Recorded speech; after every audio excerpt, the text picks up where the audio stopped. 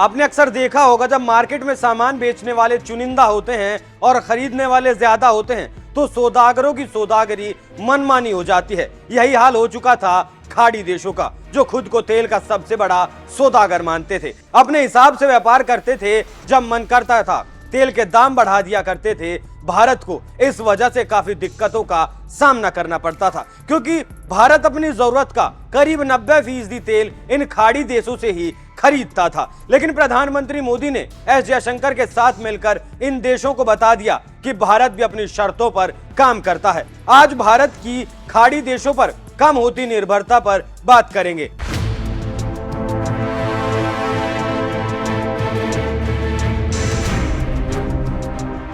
नमस्कार, NMF news देख रहे हैं आप। मैं हूं आपके साथ अभिषेक पुंडीर। किसी भी देश की विदेश नीति और उसमें भी कूटनीति बेहद ही अहम होती है। भारत का सबसे बड़ा दुश्मन देश पाकिस्तान भी भारत की विदेश नीति का खुद को मुरीद बता चुका है।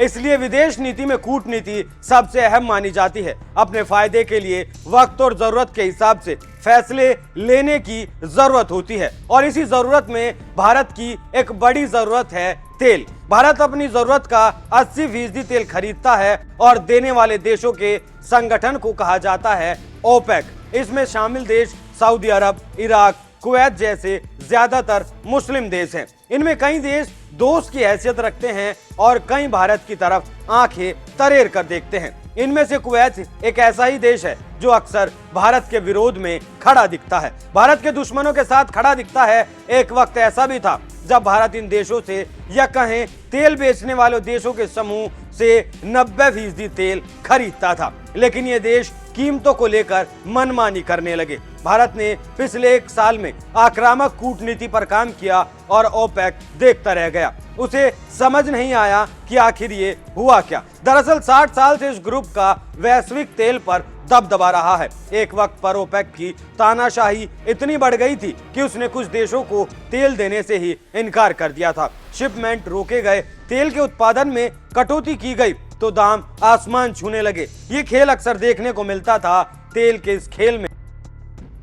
इस खेल से अपने देश को बचाने के लिए दुनिया भर में देशों ने अपने अपने देश में तेल भंडार बनाने शुरू कर दिए, और ये तेल के भंडार मजबूरी में बनाए गए थे, क्योंकि तेल पर कब रोक लगा दी जाए, कब दाम बढ़ा दिए जाएं, उसका कोई अंदाजा नहीं लगा पाता था। ओपेक को भले ही व्यापारी समझा जाए, लेकिन उसके पीछे राजनीतिक मंशा भी छिपी होती थी, क्योंकि अक्सर देखा गया है जब भी कोई पैसे के दम पर मजबूत हुआ है, उसने राजनीति का दामन थामा है। उसमें कोई इंसान हो, कोई संस्था हो या फिर कोई देश हो। इन सौदागरों से तेल खरीदना कई देशों की मजबूरी होती है, और उन्हीं देशों में से एक था भारत। भारत को इन देशों से तेल इसलिए खरीदना पड़ता था क्योंकि भारत का ट्रांसपोर्टेशन खर्च इन देशों से तेल खरीदने में कम आता है। आज भारत भी इन देशों से तेल खरीदता है, लेकिन अपने मुताबिक। भारत करीब 50 लाख बैरल तेल रोज इस्तेमाल करता है।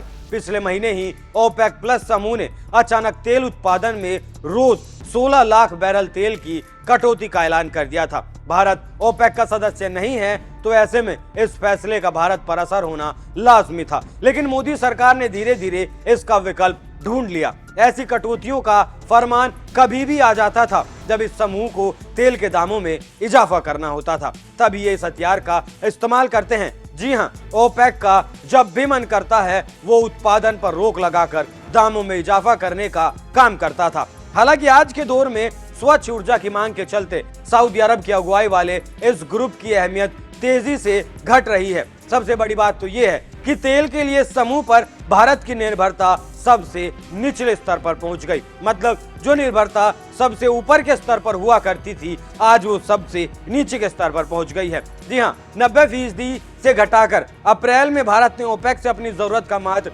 46% तेल खरीदा। वैसे सऊदी अरब से भारत के अच्छे रिश्ते माने जाते हैं, लेकिन वो अमेरिका के प्रभाव में कुछ ज्यादा रहता है।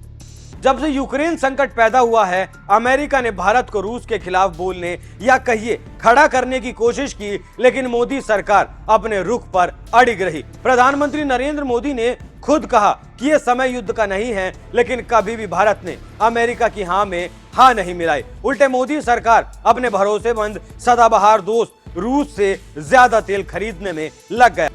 पश्चिमी मीडिया ने भारत सरकार को कटघरे में खड़ा करने की तमाम कोशिशें की तो मोदी सरकार के मिसाइल मिनिस्टर एस जयशंकर ने अपने कड़े आंकड़ों से यूरोप और अमेरिका की बोलती बंद कर दी। भारतीयों के हित की बात करते हुए जयशंकर ने साफ कर दिया कि हम एक देश से तेल नहीं खरीदते, कई देशों से हम तेल खरीदते हैं। ऐसे में जहां से सबसे अच्छी कीमत पर तेल मिलेगा, भारत वहीं से तेल खरीदने का काम करेगा। यूक्रेन संकट के दौरान जब अमेरिका ने भारत को रूस से तेल ना खरीदने की सलाह दी तो वो बेहद तल्ख लहजे में दी। भारत ने उसे याद दिलाया कि भारत से ज्यादा पश्चिमी देश रूस से तेल खरीदते हैं, पहले उन पर पाबंदी लगाओ, उसके बाद भारत से बात करने के बारे में सोचना। और अमेरिका उन देशों पर रोक नहीं लगा सकता था क्योंकि उन्हें रूस से सस्ता तेल मिल रहा था और वो अमेरिका की बात मानने को तैयार नहीं थे। ऐसे में भारत भी स्वतंत्र हो गया। रूस यूक्रेन युद्ध ने बदली तस्वीर। आज भारत इन देशों से तेल की खरीद के मामले में सबसे निचले स्तर पर आ चुका है। ये मोदी सरकार की कूटनीति का एक बेहतरीन उदाहरण है। ओपेक से तेल खरीद का हिस्सा लगातार घट रहा है क्योंकि भारत ने रूस से कच्चे तेल की खरीद पिछले एक साल में काफी ज्यादा बढ़ा दी। इस बात को थोड़ा आसान शब्दों में समझिए। ओपेक की भारत के कच्चे तेल में आयात में अप्रैल 2022 में 72% हिस्सेदारी हुआ करती थी। रूस यूक्रेन युद्ध शुरू हुआ था फरवरी 2022 में, लेकिन सिर्फ एक साल बाद अप्रैल 2023 का आंकड़ा देखें तो ये 46% पर आ गया। पिछले साल यूक्रेन संकट के वक्त से ही रूसी कच्चा तेल भारत को रियायती दाम पर मिल रहा है। ऐसे में रूसी तेल की हिस्सेदारी लगातार बढ़ रही है। रूस से कच्चा तेल खरीदकर भारत खुद पेट्रोल और डीजल बनाता है। भारत के कुल तेल आयात में लगातार 7वें महीने रूस की हिस्सेदारी 33% से ज्यादा रही। गौर करने वाली बात यह है कि रूस से आयात अब इराक और सऊदी अरब से कुल खरीद से ज्यादा हो चुका है, जबकि पिछले दशक में ये देश भारत के सबसे बड़े तेल आपूर्तिकर्ता हुआ करते थे। ये बात अपने आप में मोदी सरकार के बदले रुख को स्पष्ट करती है। भारत आज के समय में किसी एक देश या समूह की दया पर आश्रित नहीं रहना चाहता। भारत को हुआ बड़ा फायदा।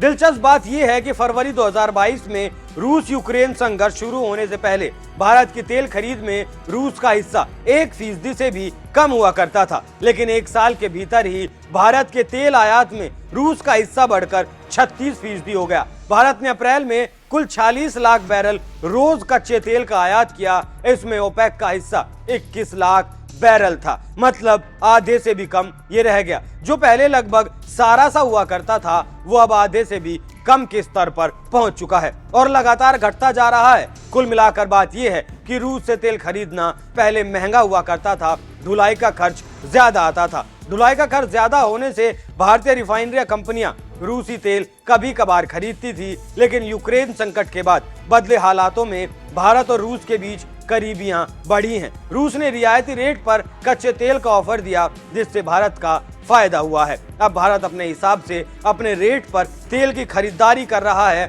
जो भारत के लिए बेहद ही फायदेमंद है। मोदी की इस कूटनीति से आज जनता की जेब पर भी असर पड़ रहा है। अगर यही तेल भारत ओपेक से खरीदता तो हो सकता था कि भारत में तेल की कीमतें और आसमान छूती, लेकिन अब ऐसा नहीं है। दूसरी तरफ भारत में बढ़ती इलेक्ट्रिक वाहनों का भी असर दिख रहा है। भारत की रोजाना हो रही खपत में भी आने वाले वक्त में गिरावट देखी जा सकती है। आप पीएम मोदी और एस जयशंकर के इस कदम पर क्या राय रखते हैं, हमें कमेंट कर जरूर बताएं। नमस्कार।